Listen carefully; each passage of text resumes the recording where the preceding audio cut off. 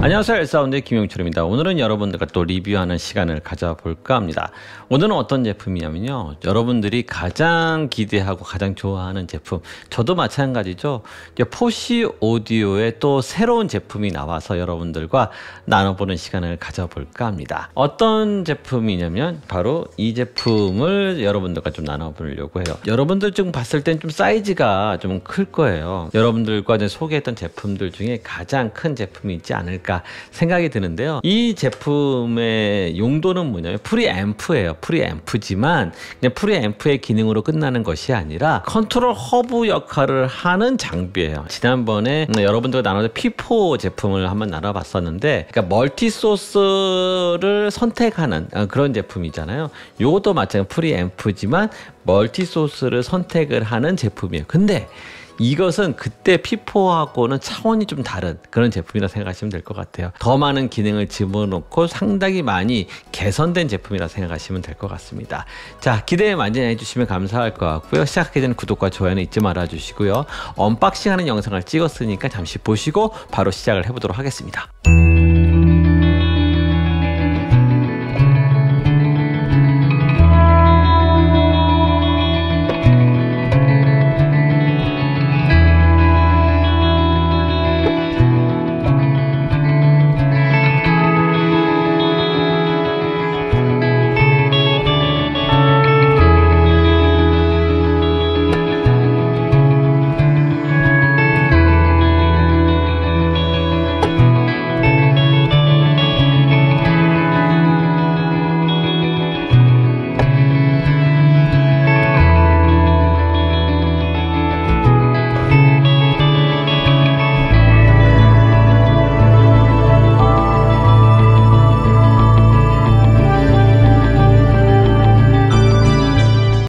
사이즈가 좀 크죠. 이제 사이즈가 좀 큰 것은 이유가 있죠, 분명히. 왜냐면, 자, 비교를 해볼까요? 지금 지난번에 찍었던 제품이 P4라는 제품이에요.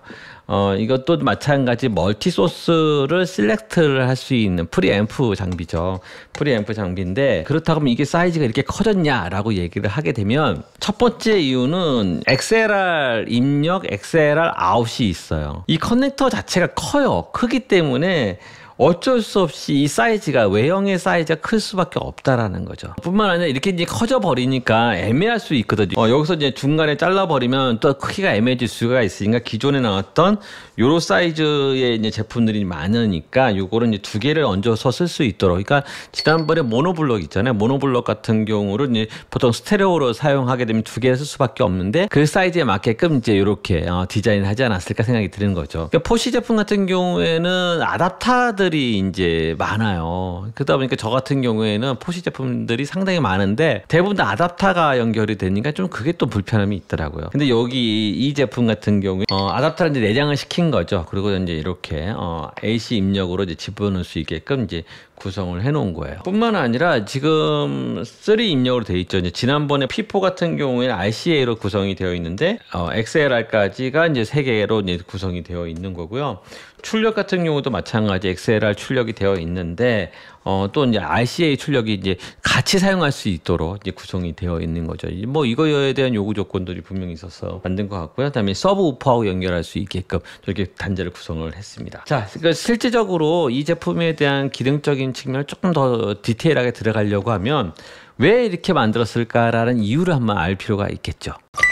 지난번에 2023년 8월 달에 여러분들은 잘 아시는지 모르겠지만 ASR이라는 사이트가 있어요. 오디오 사이언스 리뷰라는 사이트가 있는데, 저 오디오쟁이들, 그러니까 오디오에 관심 많고 하이파이 오디오 하시는 분들, 또 이제 측정 자료들을 이제 그쪽에다가 많은 사람들이 올려놓기 때문에 저도 정말 많이 보고 있는 사이트고요. 그래서 여러분들의 리뷰를 하면서 어떤 기술적인 디테일한 사항들은 거기에 있는 자료를 발췌하는 경우도 좀 있었어요. 그만큼 오디오쟁이들한테는 가장 핵심적인 사이트? 이렇게 생각하시면 될 것 같아요. 이제 여기서 포럼 같은 어떤 의견 청취를 한 거예요. 그러니까 오디오 하시는 분들에게 이제 질문을 한 거죠.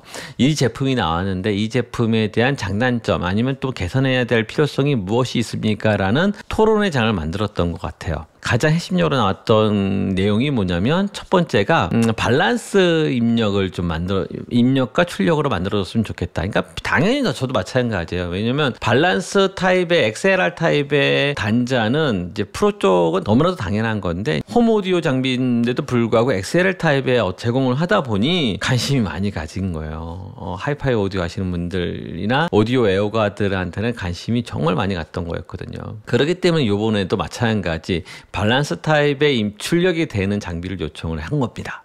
자, 두 번째는 지난 P4 같은 경우에는 이게 제 리모컨으로 그 볼륨 컨트롤을 하는 게 내가 실렉트를 해서 RCA 1번을 실렉트를 해서 볼륨 컨트롤을 하게 되면은 얘가 모터로 되어 있어서 이게 올라가고 내려가는 것들이 이제 눈으로 직관적으로 보일 수 있게끔 되어 있어요. 그래서 그런 재미도 있었거든요. 근데 한 가지 단점이 뭐냐면 RCA 1, 2, 3가 있다고 하면 이걸 선택을 했을 때 그 매번 그 볼륨을 움직여야 되는 그런 단점이 있었다라는 거죠. 근데 여기서 같은 경우에는 그 문제점을 제기를 하니까 요 포시 제품 같은 경우에는 볼륨에 대한 메모리를 저장해 놓게끔 그런 RC 칩이 들어간 거죠. 뭐 RCA 1, RCA 2, SLR 그러니까 밸런스 그러니까 세 개의 입력이 있다고 하면 이 세 개의 입력의 어떤 볼륨 값의 레벨을 메모리가 되어 있는 거예요. 굳이 나는 실렉트만 하면 모두 실렉트만 하게 되면은 내가 미리 세팅되어 있는 그 볼륨으로 소리가 나온다라는 거죠.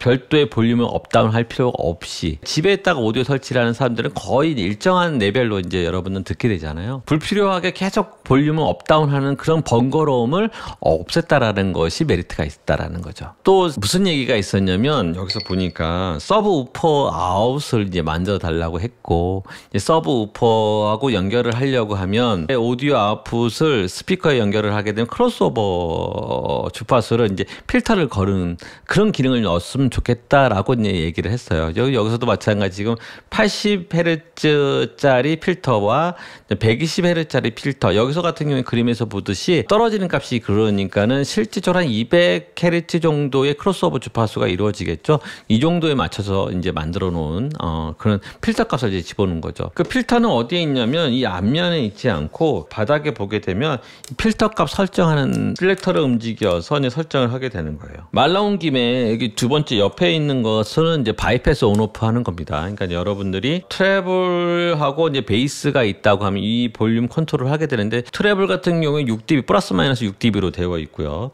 베이스 같은 경우에 12dB 볼륨이 되어 있다라는 거죠. 그러니까 4배의 소리를 증가할 수 있게끔 이제 구성이 되어 있는 거예요. 그리고 이제 이 볼륨 같은 경우에 항상 포시 제품의 가장 볼륨은 거의 주황색이죠. 블랙 메탈 바디에 이 주황색 너브가 이 트레이드 마크라는 거죠. 그러니까 요번 거 같은 경우에도 이 너브 자체가 스텝 방식으로 되어 있는 거예요. 이게 스텝 방식이 되어 있지 않으면은 올리고 내리는 거에 대한 그 위치 잡기가 애매할 수가 있거든요. 근데 이제 딱딱딱딱 그런 느낌이 들기 때문에 그런 장점이 있다라는 겁니다.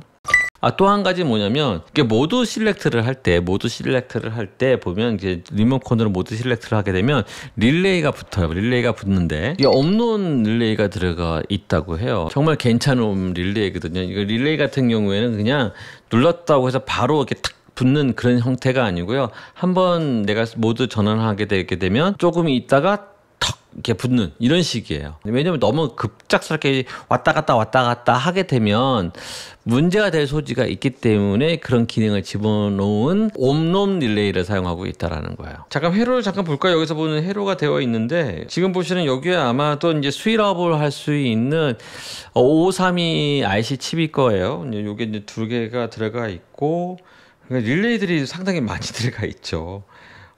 릴레이들이 상당히 많이 들어가 있습니다. ELNA 캐파시터를 사용하고 있고요.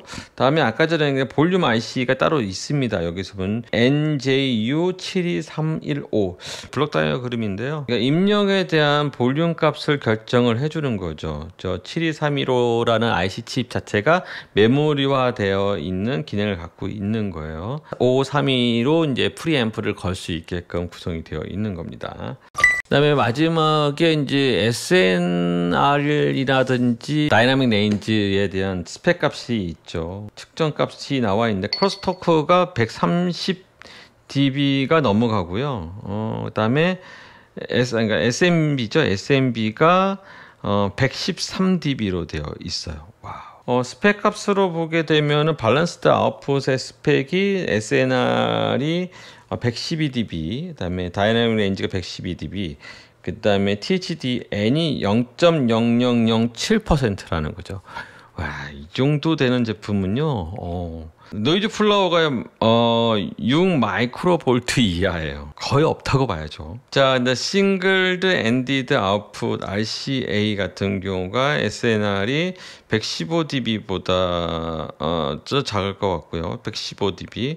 다이내믹 레인지가 115dB. 그다음에 THDN이 0.0008. 그다음에 노이즈 플로어가 4 마이크로 볼트. 리테일 프라이스 자체가 199.99달러라고 얘기를 해요. 우리나라에 이제 판매가 되게 되면 아마도 거의 이제 30만 원 정도는 줘야 될 텐데, 항상 그랬듯이 이제 포시에서 저한테 또 할인 쿠폰을 아마 줄 거예요. 이제 그렇게 되면은 여러분들 설명란에 그 할인 쿠폰으로 들어가셔서 조금 더 저렴하게 구입할 수 있는 기회가 열리니까 그렇게 해서 구입하시면 될 것 같습니다. 자, 마지막으로 결론적으로 한 말씀을 드리고 이제 마치도록 할게요.